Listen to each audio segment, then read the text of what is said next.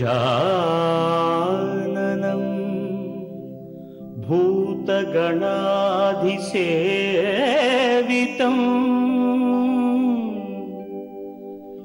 कपित्थजम्बू फलसारभक्षितम्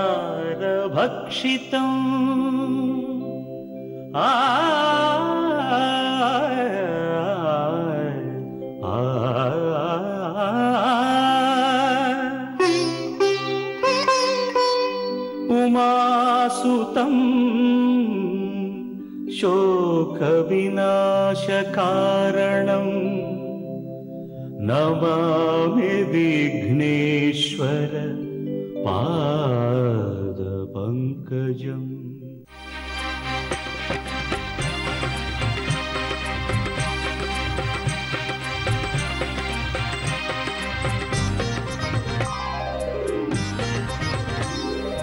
ओम श्रीनिवास ओम श्रीनिवास ओम श्रीनिवास ओम श्रीनिवास நாள்தோறும் உனை நான் பாட வேண்டும் நான் பாட உந்தன் அருளாசி வேண்டும் ஏழு ஸ்வரங்களுமே ராகம் இசைத்திடுமே ஏழு ஸ்வரங்களுமே ராகம் இசைத்திடுமே ஏழு மலை கரசே ஏழு மலை கரசே ஓம் ஸ்ரீனிவாசா ஓம் ஸ்ரீனிவாசா ஓம் ஸ்ரீனிவாசா ஓம் ஸ்ரீனிவாசா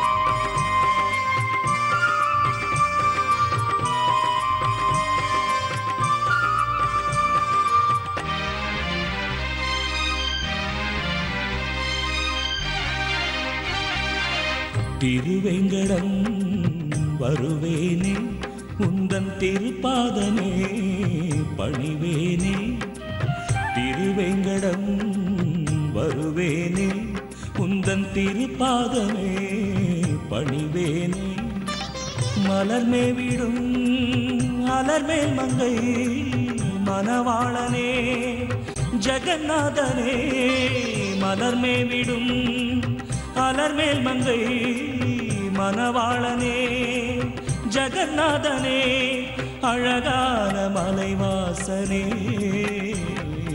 ஓம் ஸ்ரீனிவாச ஓம் ஸ்ரீனிவாச ஓம் ஸ்ரீனிவாச ஓம் ஸ்ரீனிவாச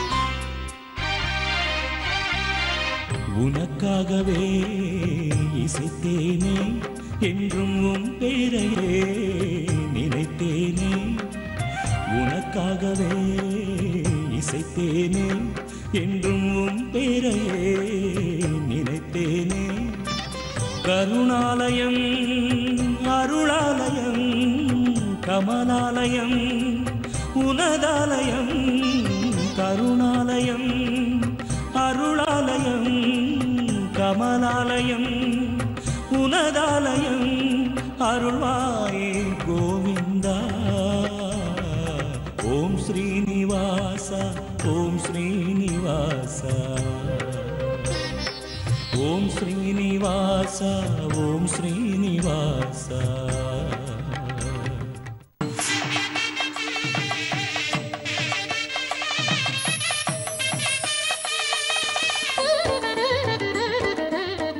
வணக்கம். வியாழக்கிழமை நவம்பர் மாதம் 13ஆம் தேதி, ஜெய வருஷம் ஐப்பசி மாதம் 27ஆம் தேதி. இன்றைய நட்சத்திரம் பூசம், திதி தேய்பிறை சப்தமி, யோகம் அமிர்த சித்த யோகம், தனுசு ராசிக்கு சந்திராஷ்டமம். இன்று சுப முகூர்த்த நாள். காலை 11 மணி முதல் 12 மணி வரை மகர லக்னம் முகூர்த்த லக்னம். ராகு காலம் மதியம் 1:30 மணி முதல் 3 மணி வரை. யமகண்டம் காலை 6 மணி முதல் 7:30 மணி வரை. குளிகை நேரம் 9 மணி முதல் 10:30 மணி வரை. இன்றைய கிரக நிலவரம்: கடகத்தில் குருச்சந்திரன், கன்னியில் ராகு, துலாமில் சனி சூரியன் புதன், விருச்சிகத்தில் சுக்கிரன், தனுசில் செவ்வாய், மீனத்தில் கேது.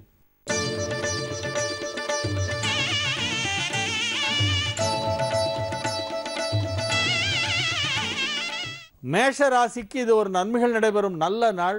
ராசிக்கு 4ஆம் இடமாகிய கடகத்திலே குருச்சந்திரன் சேர்க்கை, கஜகேசரி யோகம். குரு உச்சம், சந்திரன் ஆட்சி, இரண்டும் கடகத்திலே அமர்ந்து கொண்டு உங்களுக்கு மிகப்பெரிய வெற்றிகளை பெற்றுத்தருகின்ற ஒரு நாள். இன்றைய தினம் அனைத்து விஷயங்களிலும் உங்களுக்கு வெற்றி கிடைக்கும். எங்கும் வெற்றி, எதிலும் வெற்றி, எடுத்த காரியம் யாவினும் வெற்றி என திரும்பும் மருங்கெல்லாம் வெற்றி வாகை சூடுகின்ற ஒரு நாளாக இந்த நாள் விளங்குகிறது.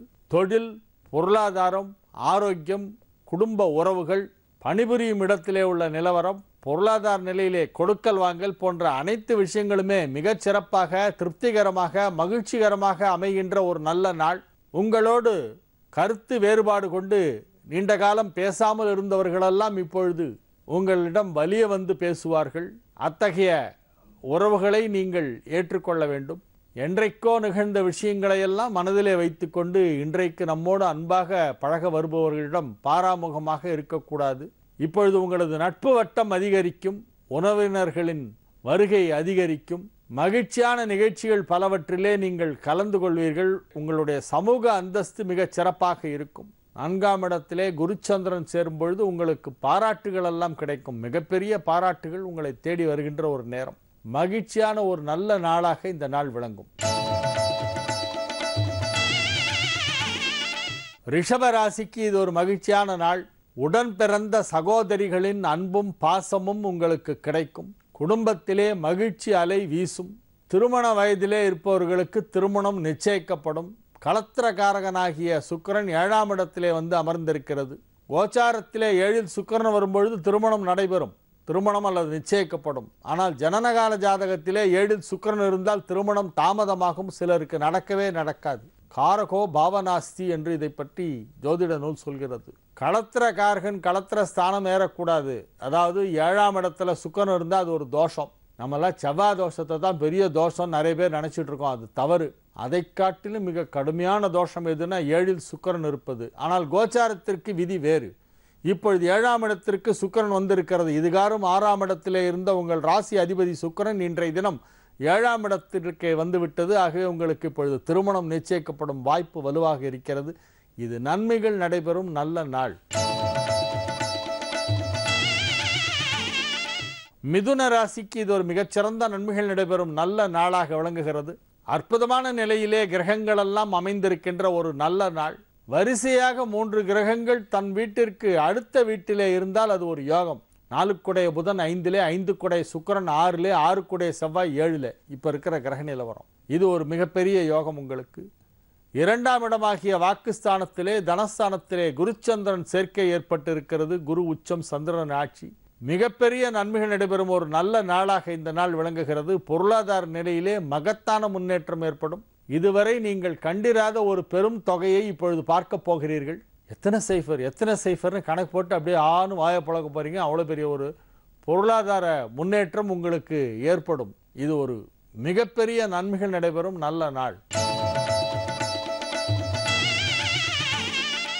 கடக ராசிக்கு இது ஒரு மகிழ்ச்சியான நாள். நன்மைகள் நடைபெறும் நல்ல நாள். ராசியிலே ராசி அதிபதி சந்திரன் ஆட்சி பலம் பெற்று குருவோடு இணைந்திருக்கின்ற ஒரு மிகச்சிறந்த நாள். மிகச்சிறப்பான நிலையிலே கிரகங்கள் எல்லாம் அமைந்திருக்கின்றன. ஆகவே எதிர்பாராத விதமாக மிகப்பெரிய யோகங்கள் எல்லாம் கிடைக்கும். உங்களுக்கு பதவி உயர்வு கிடைக்கும், ஊதிய உயர்வு கிடைக்கும். அலுவலகத்திலே உங்களை மிகப்பெரிய ஒரு நிலைக்கு உயர்த்தி விடுவார்கள். மிகப்பெரிய பொறுப்புகளெல்லாம் உங்களிடம் வழங்கப்படும். நன்மைகள் அதிக அளவிலே நடைபெறக்கூடிய மிகச்சிறப்பான ஒரு நல்ல நாளாக இந்த நாள் விளங்குகிறது. இறை வழிபாட்டிலே ஆர்வம் அதிகரிக்கும். இறை அருள் கைகூடும். குருவருள் கிட்டும். சிம்ம ராசிக்கு இது ஒரு மிகச்சிறந்த நன்மைகள் நடைபெறும் நல்ல நாளாக விளங்குகிறது. தொழில் ஸ்தானாதிபதி சுக்கிரன் 4ஆம் இடத்திலே அமர்ந்து தொழில் ஸ்தானத்தை பார்க்கிறது. ஆகவே தொழில் வளர்ச்சி மிகச் சிறப்பாக இருக்கும். நன்மைகள் அதிக அளவிலே நடைபெறுகின்ற நல்ல நாளாக இந்த நாள் விளங்கும். பொருளாதார நிலையிலே நல்ல முன்னேற்றம் ஏற்படும். விரயஸ்தானமாகிய 12ஆம் இடத்திலே குருச்சந்திரன் சேர்க்கை ஏற்பட்டதால் மிகப்பெரிய செலவுகள் ஏற்படும். அந்த பெரிய செலவுகளை சமாளிக்கும் அளவிற்கு பணமும் இருக்கும். இந்த செலவுகளெல்லாம் நல்ல செலவுகளாக இருக்கும். மகிழ்ச்சியாக செய்கின்ற செலவுகள். குடும்பத்தில் உள்ளவர்களுக்கு கல்வி செலவு, திருமண செலவு, நகை வாங்கும் செலவு அல்லது வீடு கட்டும் செலவு என பயனுள்ள செலவுகளாக இப்பொழுது செய்து கொண்டிருப்பீர்கள். அதற்கு தேவையான ஒரு பண வசதி உங்களுக்கு இப்பொழுது ஏற்படும். மிகச் சிறப்பான ஒரு கிரக நிலவரம் அமைந்த நல்ல நாளாக இந்நாள் விளங்குகிறது. கன்னி ராசிக்கு இது ஒரு நன்மைகள் நடைபெறும் நல்ல நாள். ராசிக்கு 11ஆம் இடத்திலே குருவும் சந்திரனும் இணைந்திருக்கின்ற ஒரு அற்புதமான ஒரு கிரக சேர்க்கை. லாபஸ்தானாதிபதி சந்திரன் ஆட்சி பலம் பெற்றிருக்கிறது. தனகாரகனாகிய குரு அங்கே இணைந்திருக்கிறது. தனஸ்தானாதிபதி சுக்கிரன் 2ஆம் இடத்திலிருந்து நகர்ந்து 3ஆம் இடம் சென்று விட்டது. குரு பார்வையிலே இருக்கிறது. நன்மைகள் அதிக அளவிலே நடைபெறுகின்ற பொருளாதார முன்னேற்றம் மிகச் சிறப்பாக இருக்கக்கூடிய ஒரு நல்ல நாளாக இந்த நாள் விளங்கும். துலா ராசிக்கு இது ஒரு நன்மைகள் நடைபெறும் நல்ல நாள். ராசி அதிபதி இதுகாரும் உங்கள் ராசியிலே ஆட்சி பலம் பெற்றிருந்தது. இப்பொழுது நகர்ந்து 2ஆம் இடம் சென்று விட்டது. அங்கே குருவால் பார்க்கப்படுகிறது. 2 குடைவன் 3ஆம் இடம் சென்றிருக்கிறது. ராசி அதிபதி 2ஆம் இடமாகிய விருச்சிகத்திலே அமர்ந்து குருவால் பார்க்கப்படுவதால் உங்களுக்கு நன்மை. மிகச்சிறப்பான ஒரு கிரக நிலவரம் இன்றைய தினம் ஏற்பட்டிருக்கிறது. ராசிக்கு 10ஆம் இடத்திலே குருச்சந்திரன் சேர்க்கை ஏற்பட்டிருக்கிறது. உங்களது தொழில் அமோக வளர்ச்சி அடையும். பன்னாட்டு தொழில் செய்பவர்கள், அதாவது இன்டர்நேஷனல் லெவலில் தொழில் செய்பவர்களுக்கெல்லாம் இது மிகச்சிறந்த ஒரு நன்மைகள் நடைபெறும் நல்ல நாள். அயல் நாடுகளிலிருந்து பிற தேசங்களிலிருந்தெல்லாம் உங்களுக்கு பண வரவு ஏற்படும். பவுண்ட்ஸ் அண்ட் டாலர்ஸாக வந்து குமியும். நன்மைகள் அதிக அளவிலே நடைபெறக்கூடிய ஒரு மகிழ்ச்சியான நாளாக இந்த நாள் விளங்கும். விருச்சிக ராசிக்கு இது ஒரு மிகச்சிறந்த நன்மைகள் நடைபெறும் நல்ல நாள். ராசிக்கு 9ஆம் இடமாகிய பாக்யஸ்தானத்திலே சந்திரன் ஆட்சி பலம் பெற்றிருக்கிறது. பாக்யாதிபதி சந்திரன் ஆட்சி. 2, 5க்கு அதிபதியான குரு உச்சம். ராசியிலே சுக்கிரனுக்கு குரு பார்வை. 7ஆம் இடத்திற்கு சுக்கிரனின் பார்வை. மிகச்சிறப்பான நன்மைகள் நடைபெறும் ஒரு நல்ல நாள். திருமண வயதிலே இருப்பவர்களுக்கு திருமணம் நிச்சயிக்கப்படும். திருமண வயதிலே மகன் அல்லது மகள் இருந்தால் அவர்களின் திருமணத்தை இப்பொழுது வெற்றிகரமாக செய்து முடிப்பீர்கள். அவர்கள் இப்பொழுது திருமணத்திற்கு சம்மதித்து விடுவார்கள். ஏன்னா இப்போ சமீபத்திய ட்ரெண்ட் என்னென்னா, இளைஞர்கள்லாம் திருமணத்தை தள்ளி போட்டு கொண்டே வருகிறார்கள். எப்போ கேட்டாலும் இப்போ என்ன எனக்கு அவசரம், நான் அப்புறம் பண்ணிக்கிறேன், நான் இன்னும் செட்டில் ஆகலை. அவங்களுடைய இதில் கணக்குப்படி செட்டில் ஆகுதுங்கிறது 50 வயசில் தான் நடக்கும். ஏன்னா அவங்களுடைய எதிர்பார்ப்புகள் அவ்வளோ இருக்குது. இவங்க செட்டில் ஆகி கல்யாணம் பண்ணிக்கணும்னா 60ஆம் கல்யாணம் தான் பண்ணிக்க முடியும்.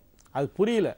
நான் வீடு வாங்கணும், கார் வாங்கணும், 1 கோடி ரூபா ஒருத்து கார் ஒன்று வாங்கணும், இதெல்லாம் நான் வாங்கினதுக்கப்புறம் கல்யாணம் பண்ணிப்பேன்னா 60 வயசு ஆகிடும். 60ஆம் கல்யாணம் தான் பண்ணிக்கணும். இப்பொழுது இன்றைய தினம் மிக அற்புதமான ஒரு கிரக நிலவரம் இருக்கிறது. விருச்சிக ராசிக்காரர்கள் திருமணத்திற்கு சரி என்று சொன்னால் உடனே நல்ல இடம் வந்துடும். திருமணம் நிச்சயமாகிவிடும். திருமணத்தை ஒத்தி போடக்கூடாது. எல்லாத்துக்கும் ஒரு காலம்னு ஒன்று இருக்குது. உரிய காலத்தில் அதை செய்ய வேண்டும். ஆகவே இப்பொழுது திருமண வயதிலே இருப்பவர்கள் இன்றைய தினம் திருமணத்திற்கு சம்மதித்தால் வாழ்க்கை செட்டில் ஆகும். தனுசு ராசிக்கு இது ஒரு சந்திராஷ்டம நாள். ஆகவே புதிய முயற்சிகளில் இறங்க வேண்டாம். இறை வழிபாட்டிலே அதிக கவனம் செலுத்துங்கள். பொருளாதார நிலையிலே சற்று ஏற்றத்தாழ்வுகள் இருக்கும். பங்குச்சந்தையிலே இன்றைய தினம் நீங்கள் டே ட்ரேடிங் பண்ண வேண்டாம். கொஞ்சம் ஒதுங்கி இருங்க. இன்றைக்கி ஒரு நாளைக்கு பணம் கொடுக்கல் வாங்கல் போன்ற விஷயங்களிலே சற்று எச்சரிக்கையாக இருக்க வேண்டும். மகர ராசிக்கு இது ஒரு மகிழ்ச்சியான நாள். நன்மைகள் அதிக அளவிலே நடைபெறுகின்ற ஒரு நல்ல நாள். ராசிக்கு 7ஆம் இடத்திலே குருவும் சந்திரனும் ஒன்றாக இணைந்து ராசியை பார்த்து கொண்டிருக்கின்ற ஒரு அற்புதமான ஒரு நல்ல நாள். லாபஸ்தானமாகிய 11ஆம் இடத்திலே சுக்கிரன் வந்து அமர்ந்து கொண்டிருக்கிறது. குருவால் பார்க்கப்படுகிறது. உங்கள் ராசிக்கு யோகாதிபதியான சுக்கிரனுக்கு குரு பார்வை. அசையா சொத்து வாங்கும் வாய்ப்பு இப்பொழுது மிகச் சிறப்பாக இருக்கிறது. நன்மைகள் மிக பெரிய அளவிலே நடைபெறுகின்ற ஒரு நல்ல நாளாக இந்த நாள் விளங்கும். கும்பராசிக்கு இது ஒரு மிகச்சிறந்த நன்மைகள் நடைபெறும் நல்ல நாள். 6ஆம் இடத்திலே குருவும் சந்திரனும் இணைந்திருக்கின்ற ஒரு மிகச்சிறந்த ஒரு கிரக அமைப்பு. 10ஆம் இடத்திலே சுக்கிரன், 11ஆம் இடத்திலே செவ்வாய், இவை அனைத்தும் உங்களுக்கு நன்மை செய்யும் கிரக நிலவரம். மிகச்சிறப்பான ஒரு கிரக நிலவரம் அமைந்திருக்கிறது. ஆகவே நீங்கள் எதை செய்தாலும் அது வெற்றி பெறும். நல்ல விஷயங்கள் எதை செய்தாலும் அது வெற்றிகரமாக நடந்து முடியும். நன்மைகள் நடைபெறும் ஒரு நல்ல நாளாக இந்த நாள் விளங்கும். மீன ராசிக்கு இது ஒரு மிகச்சிறந்த நன்மைகள் நடைபெறும் யோகமான நாள். ராசிக்கு 5ஆம் இடமாகிய கடகத்திலே ராசி அதிபதி குருவோடு சந்திரனும் இணைந்திருக்கிறது. குரு உச்சம், சந்திரன் ஆட்சி. அற்புதமான நன்மைகள் எல்லாம் நடைபெறும் ஒரு நல்ல நாளாக இந்த நாள் விளங்குகிறது.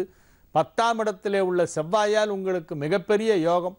9க்குடையவன் 10லே, 10க்குடையவன் 5லே உச்சம் என மிகச்சிறப்பான கிரக நிலவரம் ஏற்பட்டு இருக்கிறது. ஆகவே தொழில் ரீதியாக மிகப்பெரிய வளர்ச்சிகள் ஏற்படும். பணம் கொடுக்கல் வாங்கலில் இருந்த சிக்கல்கள் எல்லாம் இப்பொழுது தீர்ந்துவிடும்.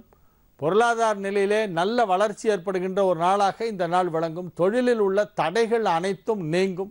திருமண வயதிலே இருப்பவர்களுக்கு திருமணம் வெற்றிகரமாக பேசி முடிக்கப்படும். இது நன்மைகள் நடைபெறும் நல்ல நாள். நாளைய விசேஷங்கள். நாளைய தினம் பைரவர் வழிபாடு. நாளைக்கு தேய்பிறை அஷ்டமி, பைரவர் வழிபாடு. நாளைய தினம் கால பைரவாஷ்டமி. மாதம் வருகின்ற தேய்பிறை அஷ்டமியிலே பைரவர் வழிபாடு செய்வது வழக்கம். நாளைக்கு கால பைரவாஷ்டமி என்று பெயர். அஷ்டமி என்றாலே கால பைரவர் வழிபாடு தானே, அப்புறம் என்ன சார் தனியாக கால பைரவாஷ்டமின்னு ஒன்று சொல்கிறீங்களே அப்படின்னு சில பேர் நினச்சிக்குவாங்க. சதுர்த்தினாலே பிள்ளையார் தான், ஆனால் விநாயக சதுர்த்தி ஒரு சிறப்பு இல்லையா? ஆவணி மாதத்திலே வருகின்ற வளர்பிறை சதுர்த்தி விநாயக சதுர்த்தின்னு சிறப்பாக கொண்டாடுகிறோம் இல்லையா? அந்த மாதிரி எல்லா அஷ்டமியுமே பைரவர் வழிபாடு செய்வது மிக உகந்தது, சிறந்தது. நாளை தினம் வருகின்ற அஷ்டமி காலபைரவாஷ்டமி. ஆகவே மாலை நேரத்திலே காலபைரவருக்கு வழிபாடு செய்ய வேண்டும். சீர்காழியிலே மிகச்சிறப்பாக இது நடைபெறும். சீர்காழி கோவிலுக்கு நீங்கள் போகலன்னா அது போயிட்டு வாங்க ஒரு தரம். தோணிபுரம் சீர்காழி ஞானசம்பந்த பெருமானுடைய அவதாரத்தலம். அங்கே தான் அம்பிகை அவருக்கு ஞானப்பால் கொடுத்து தோடுடைய செவியன் என்று அவர் முதல் பாடல் பாடிய இடம்.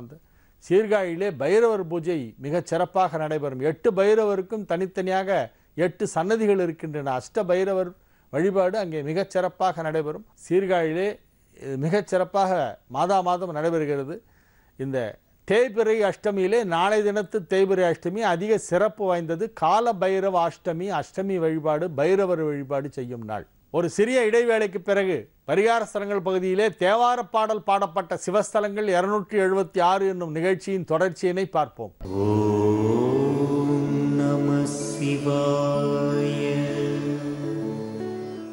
பரிகார ஸ்தலங்கள் பகுதியிலே நாம் தேவார பாடல் பாடப்பட்ட சிவஸ்தலங்கள் 276 என்னும் நிகழ்ச்சியினை தொடர்ந்து பார்த்து வருகிறோம்.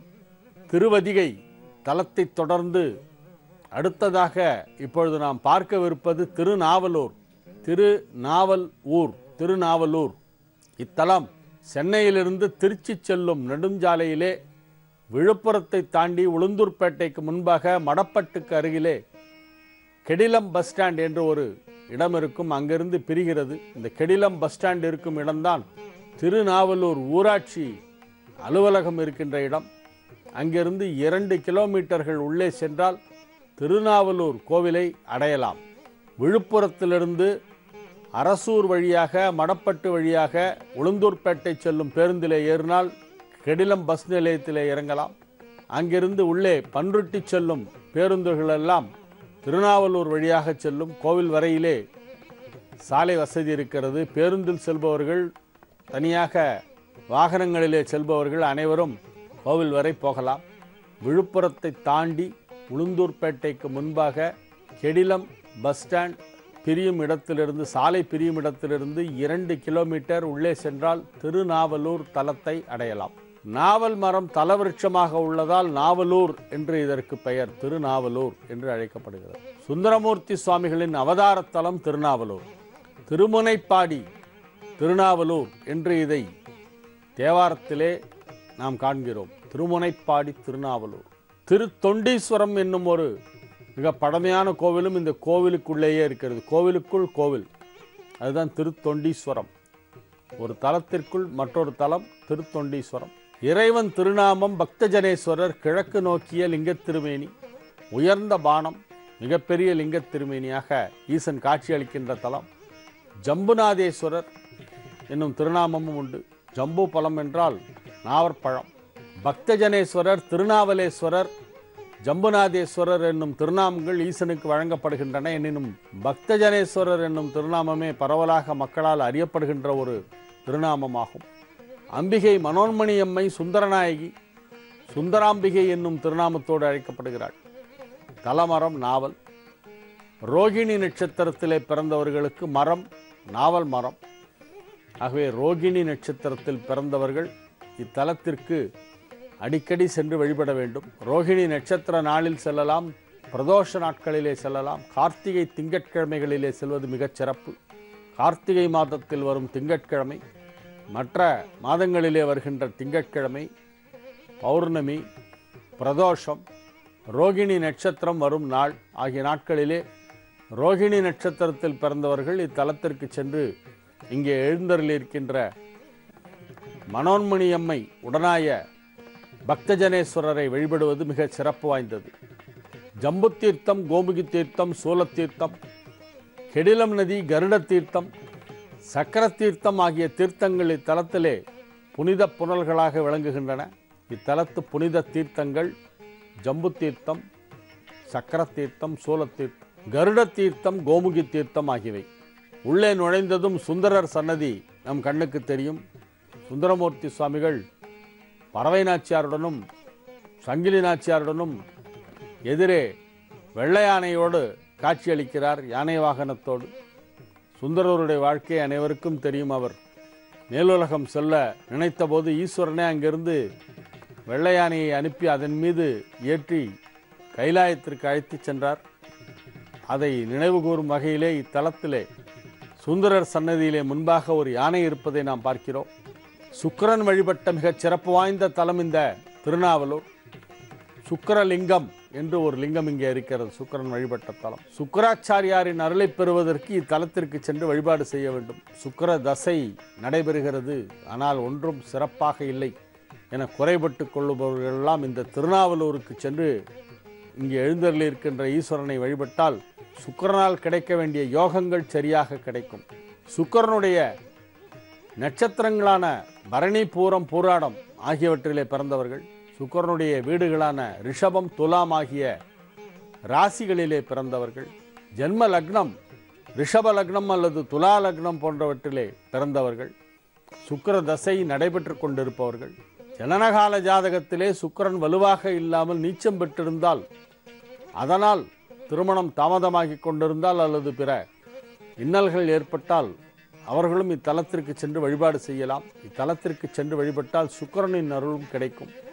சுக்கிரன் சிவனை குறித்து தவம் செய்து கிரக பதவி அடைந்த தலம் இந்த தலம்.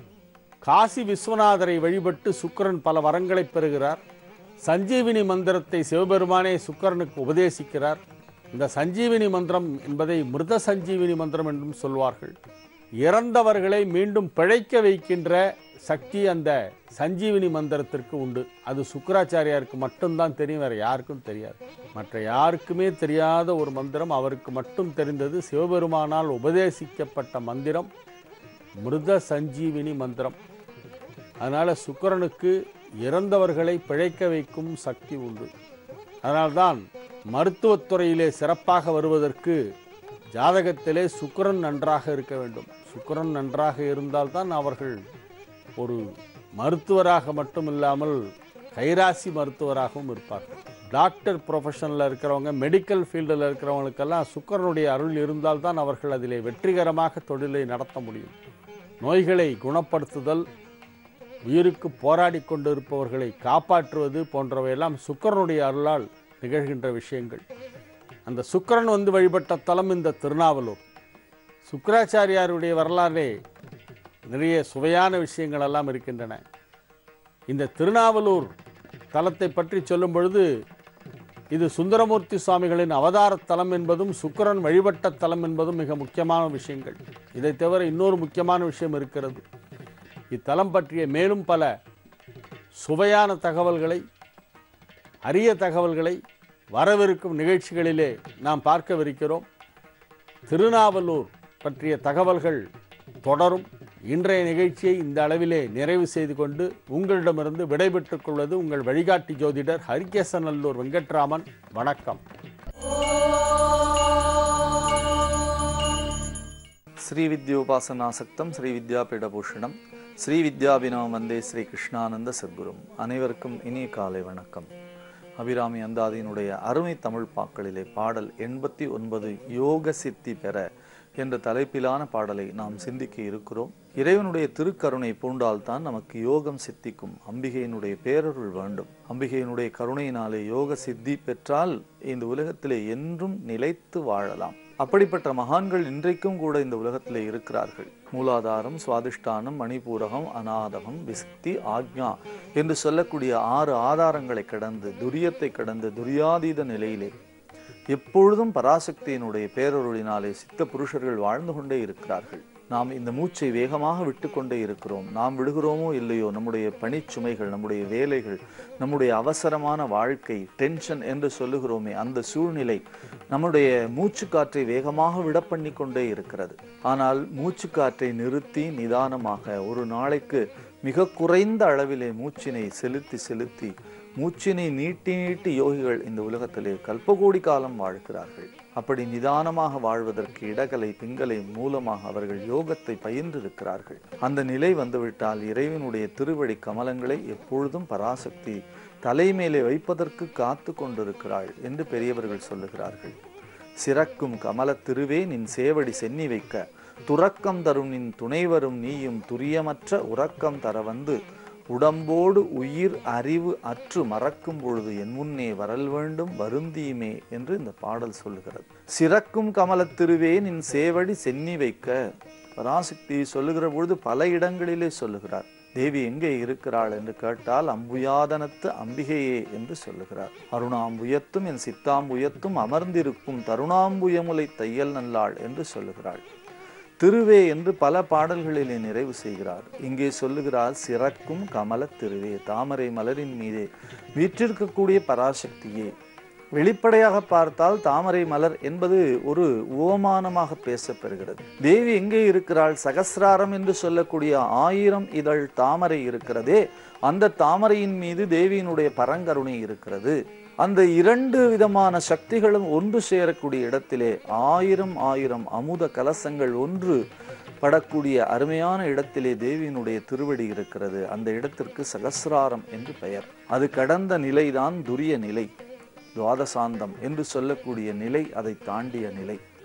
மதுரை தலத்திற்கு துவாதசாந்த தலம் என்று பெயர். மீனாட்சி வீற்றிருக்கிறாளே, அந்த அருமையான தலத்திற்கு துவாதசாந்த தலம் என்று காஞ்சி பெரியவர்கள் குறிப்பிடுகிறார்கள்.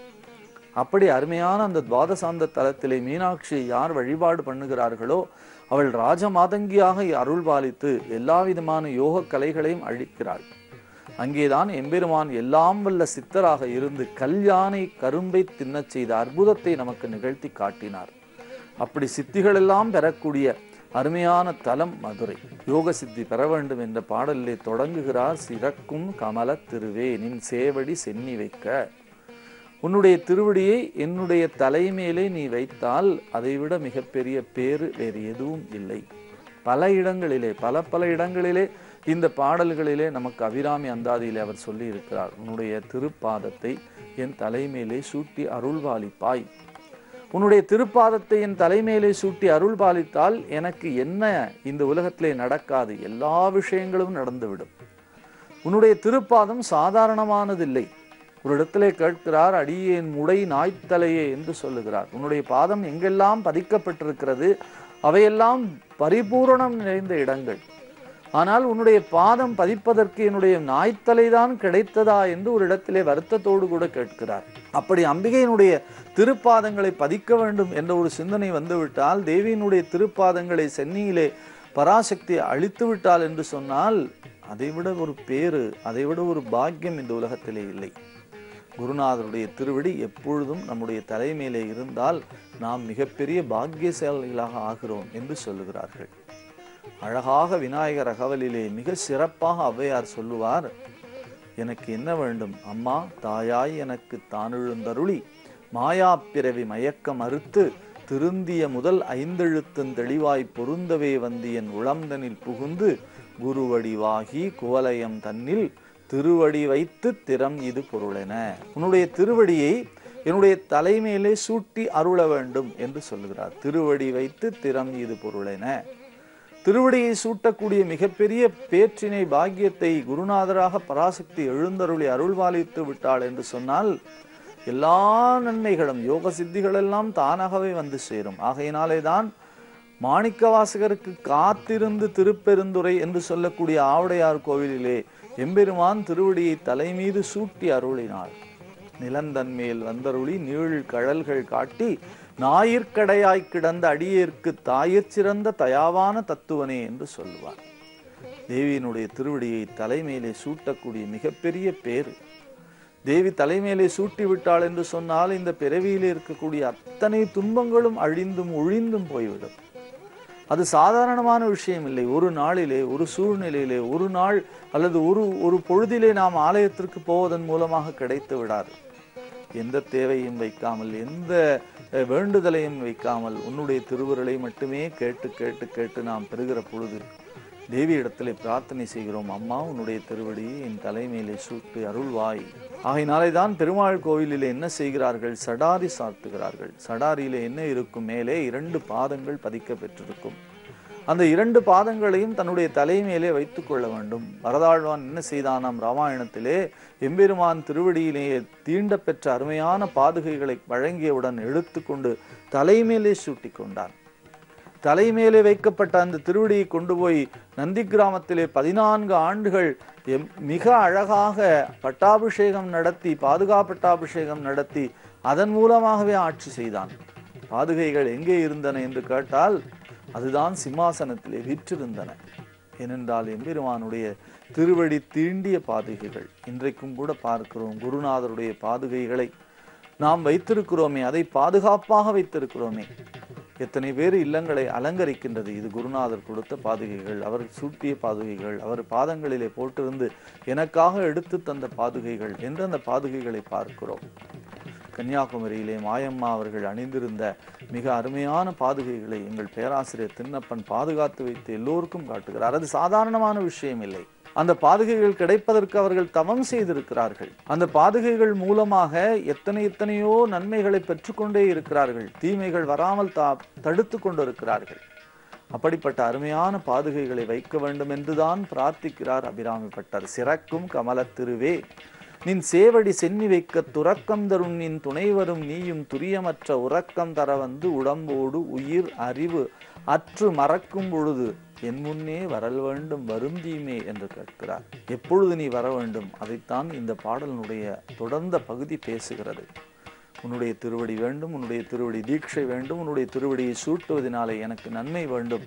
அந்த நன்மையை தருவதனாலே என்ன நடக்கும் அம்மா என்று கேட்டால் அந்த நன்மைதான் நாம் தொடர்ந்து சிந்திக்கக்கூடிய நன்மை.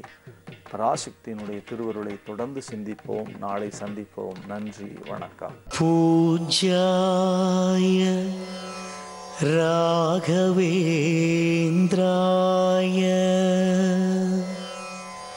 சத்யதர்மரதாய ச பஜதாம் கல்பவ்ருக்ஷாய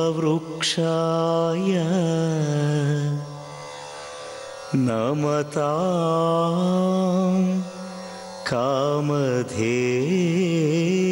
காமதேனவே.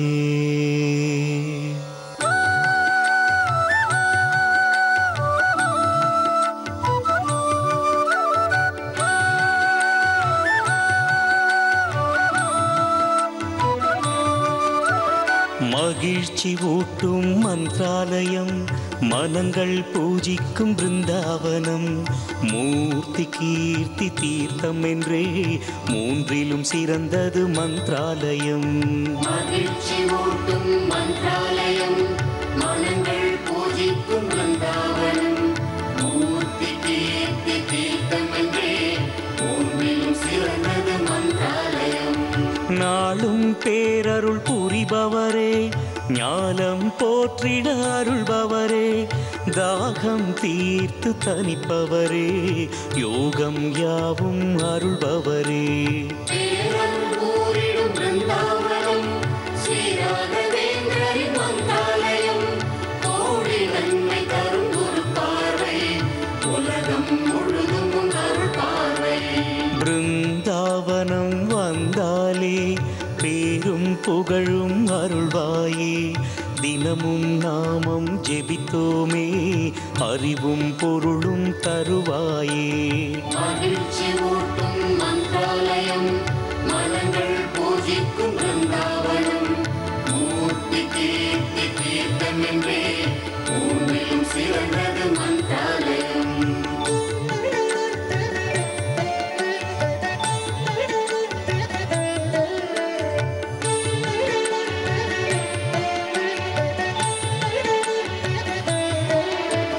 சீடரை பாதுகாத்திடவா, காலமும் பேரருள் புரிந்திடவா, வாழ்ந்திட வாழ்த்திடு வேங்கடவா, வாட்டம் போக்கிடு ஸ்ரீராகவா. மகிழ்ச்சி ஊட்டும் மந்திராலயம், மனங்கள் பூஜிக்கும் பிருந்தாவனம், மூர்த்தி கீர்த்தி தீர்த்தம் என்றே மூன்றிலும் சிறந்தது மந்திராலயம். மந்திராலயம் வந்தாலே மகிழ்ச்சி வாழ்வை பெறலாமே, துங்கபத்ரா ஆற்றினிலே நீராட புண்ணியம் சேர்ந்திடுமே. பேரன்பூரிடும் பிருந்தாவனம், ஸ்ரீராகவேந்திரரின் மந்திராலயம், கோடி நன்மை தரும் குரு பார்வை, உலகம் முழுதும் உன் அருள் பார்வை. உடனடி நிவாரணி உன் மந்திரமே, உலகம் முழுதும் ஒலிக்குதே, உலகம் இயங்குது உன் அருளால், உதயம் பிறக்குது உள்ளத்திலே. மகிழ்ச்சி ஊட்டும் மந்திராலயம், மனங்கள் பூஜிக்கும் பிருந்தாவனம், மூர்த்தி கீர்த்தி தீர்த்தம் என்றே மூன்றிலும் சிறந்தது மந்திராலயம்.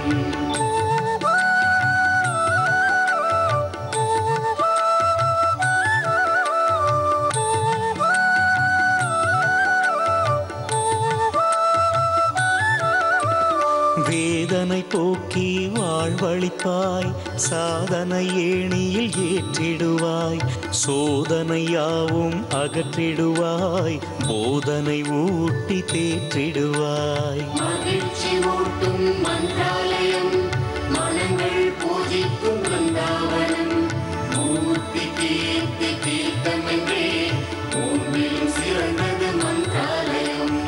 நாடும் வீடும் நலம் பெறவே, தேடும் யாவும் கிடைத்திடவே, பாடும் பாட்டால் வரம் பெறவே, வீடும் பேரும் அருளிடவே.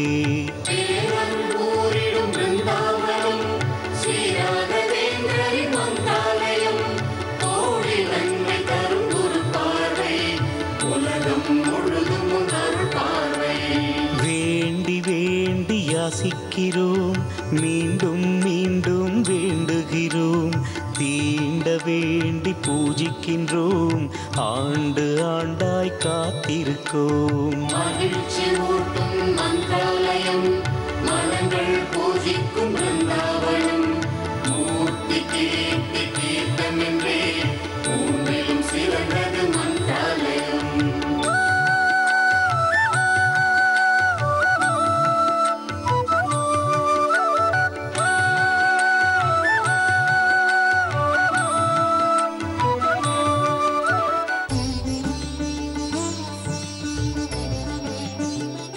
யோகப்பட்டேன பத்தாங்கம் திரிநேத்திரம் சாந்த விக்கிரகம் தியாயே சமஸ்த தோஷக்னம் பாதாத்மஜமகல்மஷம். அஸ்மத் குருபியோ நமக, விக்னச மகா குருவே நமக. அனுமன் சுவாமிகள் ஆசிகளுடன் எந்த வேலையை நம்ம துவங்குறதா இருந்தாலும் பிள்ளையார் சுழி போகிறதுன்னு ஒரு வழக்கம் உண்டு. நம்ம விநாயகப் பெருமானை இந்து மதத்தில் முழுமுத கடவுளாக ஏற்றுக்கிறோம். எந்த காரியம் துவங்குறதா இருந்தாலும் விநாயகப் பெருமானை பூஜித்தால் தடையில்லாமல் முடியுன்றோம். இந்த பிள்ளையாரோட பெருமை பாரத தேசம் எங்கும் பரவி இருக்குது. இன்னும் சொல்லப்போனால் ஜப்பானில் கூட விநாயகர் வழிபாடு இருந்திருக்குன்ற கூடிய ஆதாரங்கள் இருக்குதுன்னு சொல்கிறா. இந்தோனேஷியா, கம்போடியா மாதிரி இடத்துல கூட விநாயகர் உருவங்கள்லாம் கிடச்சதாக சொல்கிறான்.